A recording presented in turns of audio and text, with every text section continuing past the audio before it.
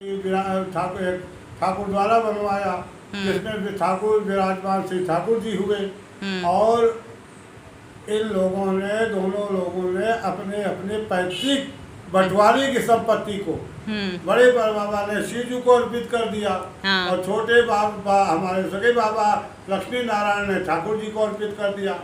उसके बाद कुछ समय बाद दो मकान और खरीदे कश्मीरी मोहल्ला में। वो भगवान श्री राधा कृष्ण जी महाराज के नाम से खरीदे और उनको विराजमान ठाकुर जी के बगल में कर दिया। इसी के बाद हमारे उसके सन 1905 में कमेटी बना दी, जिसको दोनों अलग अलग संयुक्त कमेटी बनाई।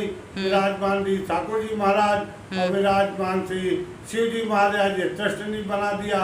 अब ये संयुक्त ट्रस्ट बना। इसमें प्रबंधक नियुक्त हुए हमारे पर बाबा लक्ष्मी नारायण, जो अंत तक कार्य देखते रहे मन्ना महाराज के जीवन काल में भी। और उनके मरने के बाद 25 मार्च सन 1940 को उनकी मृत्यु हो जाती है। उसके बाद उनकी जानकी देवी, पत्नी जानकी देवी उत्तराधिकारी होती हैं।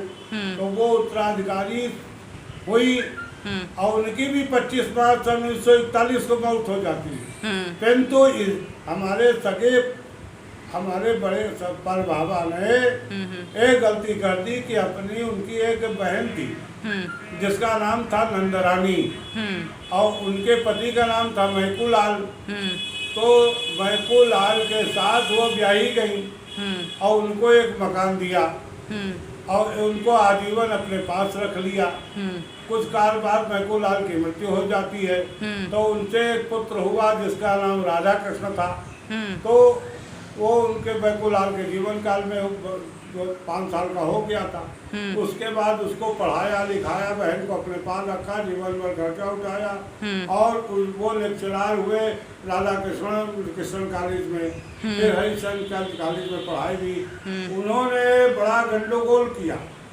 उन्होंने अपने मामा यानी हमारे पर बाबाओं के साथ धोखा किया और राधा कृष्ण मंदिर जो मूर्ति स्थापित की थी उस हमारी 25 मार्च सन 1940 को जानकी देवी की मृत्यु बाद उन्होंने कहा ये राधा कृष्ण मैं ही हूँ और मुझे ही सब दे गए। तो उन्होंने अपने नाम से एक फर्जी ट्रस्ट बना दिया जो राधा कृष्ण नाम से जाना जाता है और उसी के अधीन सारी संपत्ति गृहीत कर ली। उसके बाद से वो ट्रस्ट वही चलता रहा। फिर राधा कृष्ण की कालांतर में मृत्यु हो गई। उसके बाद ये रामेश्वर प्रसाद शास्त्री थे जो अंदर किराए पर रहते थे ठाकुर द्वारा के पीछे वाले भाग। उनकी 2 संतानें थी, कामेश्वर प्रसाद और उमेश्वर प्रसाद।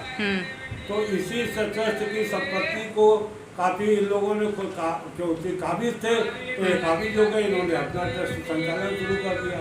हम राधा कृष्ण से हमारे परबाबा मुकदमा दी चुकी चली थी तो हमारे परबाबा जीते और जीतने के बाद उनका हार्ट अटैक से मृत्यु हो गई।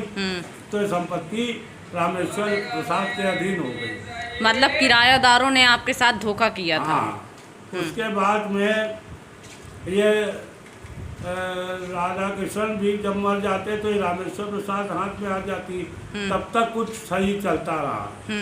फिर भी धीरे धीरे रामेश्वर प्रसाद जब मर गए तो सन 1964 तक इसकी काफ़ी संपत्तियां बेच डाली गई और उसको बेचकर कामेश्वर आदि ने अपनी निजी संपत्ति बनाई। और ठाकुर द्वारा के पीछे पोर्शन में 2.5 रुपया माहवारी किराए पर उमेश्वर प्रसाद रहते रहे। जो जिन्होंने निजी संपत्ति बनाई अपनी वो किराएदार थे। हाँ, वो यहाँ रामकोटी के नाम से जानी जाती है। तो दरवाजा में स्थित है। और हमारे उसमें चांदी के झूमर थे, जो सोने चांदी के बर्तन थे ठाकुर जी के, वे सब नष्ट भ्रष्ट कर दिए। उससे अपना निजी प्रयोग किया, अपनी गृहस्थी चलाई।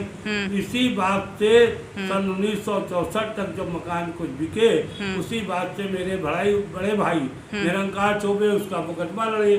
17 साल तक मुकदमा लड़ने के बाद 1994 में ट्रस्टी हुए और फिर ट्रस्ट चलता रहा।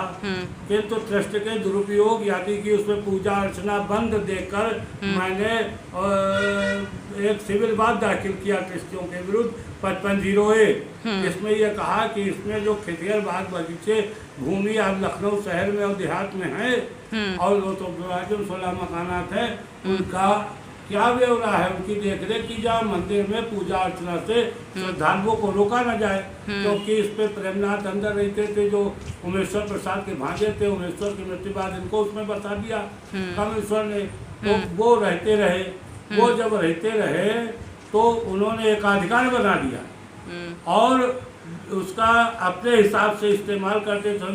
मंदिर में शराब पीना, आमलेट खाना, व्यभिचारियों का अड्डा बना दिया, इसका मतलब मैंने विरोध किया, मंदिर को नष्ट भ्रष्ट करना चाहते, भ्रष्ट कर दिया। और उसमें हमने जब देखा मदिरा पी जाती है तो हमने मुकदमा किया 5501 सिविल न्यायालय में मुस्लिम नार्थ के यहाँ आज भी विचाराधीन है। और दौराने बाद कोई ट्रस्टी न्यायालय में हाजिर नहीं हुआ, न किसी ने कोई जवाब दिया और उनके प्रेमनाथ की मृत्यु 1 अप्रैल 2015 को हो जाती है। उसके बाद निरंकार चौबे एकमात्र जीवित ट्रस्टी बचते हैं। इनके रहते ही इन्होंने उमानाथ और आदि के साथ पूर्व मृतक ट्रस्टी प्रेमनाथ मिश्रा के लड़कों के साथ फिर एक ट्रस्टी नियुक्त कर लिए और निरंकार चौबे अप्रैल में मरते, मई जून 2 महीने भी नहीं चलता है ट्रस्ट वो, और 25 जून ये लोग गुपचुप तरीके से बीच में अपना एक फर्जी ट्रस्ट बना लेते हैं जिसको नाम देते हैं राधा कृष्ण ट्रस्ट, राधा कृष्ण मंदिर ट्रस्ट। वही जो किरायादार थे। किरायादार मतलब उन्होंने अवैध तरीके से हथिया लिया। उन्होंने मिलकर और कुछ स्थानीय व्यक्ति जिनके नाम है उमानाथ मिश्रा, पुत्र स्वर्गीय प्रेम पूर्व मृतक ट्रस्टी प्रेमनाथ मिश्रा, दुर्गेश यादव ट्रस्ट किराएदार, पुत्र स्वर्गीय प्रभुदयाल यादव, तीसरे स्थानीय व्यक्ति नवीन श्रीवास्तव, पुत्र स्वर्गीय केपी श्रीवास्तव और विनोद चौरसिया और बबलू चौरसिया, पुत्र स्वर्गीय उदित नारायण चौरसिया, और इसी तरह से 5 लोगों ने मिलकर ये फर्जी ट्रस्ट बनाकर और मंदिर पर आधिपत्य जमा लिया, कब्जा जमा लिया। परंतु पूजा अर्चना आज भी नहीं शुरू।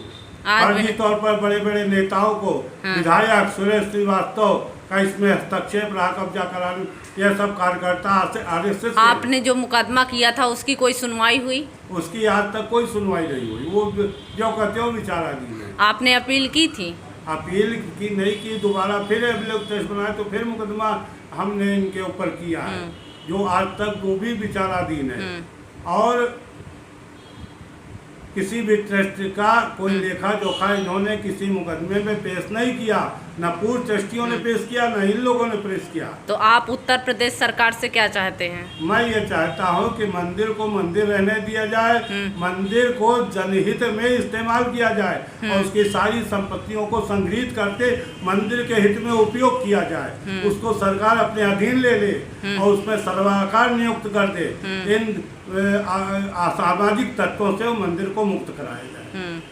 मतलब आप अपनी जो ट्रस्ट की जमीन है वो समाज सेवा में लगाना चाहते हैं? समाज सेवा, समाज ये जनहित में काम आनी चाहिए, ना कि इसमें एकाधिकार पर्टिकुलर कोई एकाधिकार जमा के। आप ये नहीं चाहते हैं कि ये भगवान की जो जमीन है, तपोभूमि है यहाँ की, उसको निजी तौर पे ना यूज किया जाए, उसको दर्शनार्थियों के लिए खोला जाए, मंदिर का विकास हो, उसमें अन्य मूर्तियाँ प्राण प्रतिष्ठा कराई जाए, जो सावन में रुद्राभिषेक वगैरह पार्थिवेश्वर महादेव हमारे बाबा करते थे, उसको जारी किया जाए।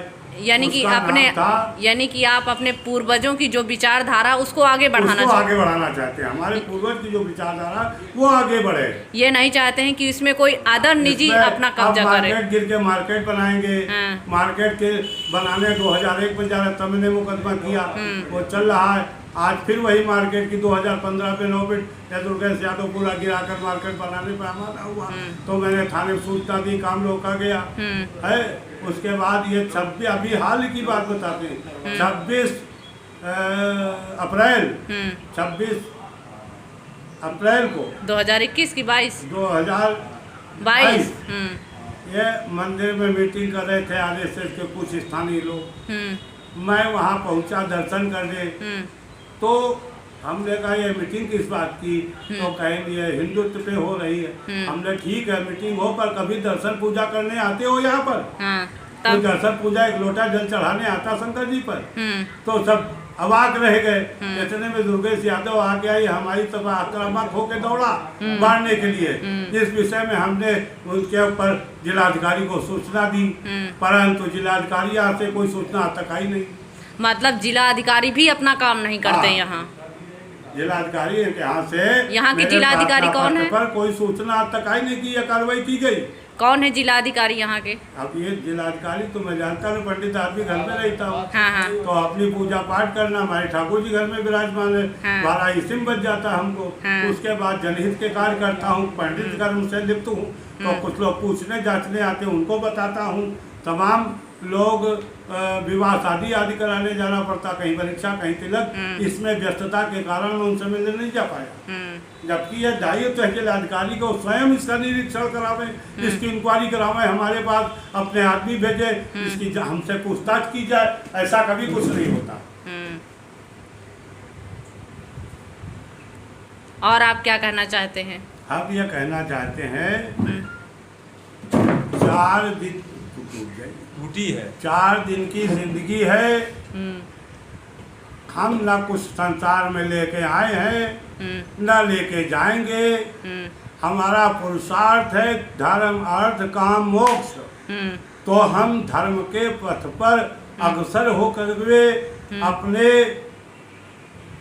धर्म का कार्य करना चाहते हैं, सांसारिक कृत्यों को करते हुए और धर्म के मार्ग पर चलकर अपने परम धाम जहाँ के मूल निवासी हैं वहाँ हम जाएं, पहुँचे, हमें मोक्ष मिले।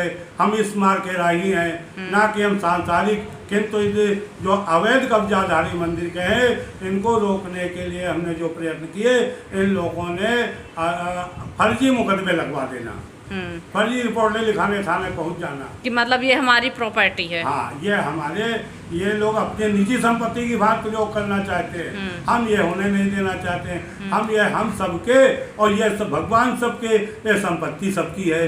तो जनहित में इसका प्रयोग किया जाए, इसलिए इसको सरकार से निवेदन है कि अपने हाथ में ले और शीघ्र इस मंदिर के विकास के हेतु किसी सरबराहकार को नियुक्त करें।